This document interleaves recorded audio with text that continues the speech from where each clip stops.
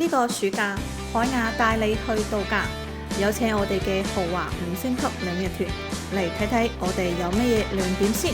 首先去深圳海雅商場歡樂購一下啦，食個午餐，飲個喜茶，係咪好他條呢？跟住就直接出發南沙5星級花園酒店，呢度都有驚喜喎。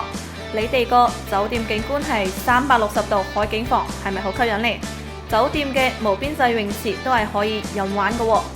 咁跟住就可以去打卡周星馳電影《美人魚》嘅拍攝基地，順便睇埋南沙遊艇會。晚餐嘅話就係我哋嘅5星級酒店豪華海鮮自助啦，有各種各樣嘅名貴海鮮同埋肉類任你食喎，係咪十分吸引呢？第二日就出發中山啦，品嚐我哋嘅果木荔枝柴燒鵝，順便考察百萬大食中山海雅繽紛城。大家覺得我哋嘅豪華團點呢？鍾唔鍾意啊？咁快啲過嚟揾我哋報名啦！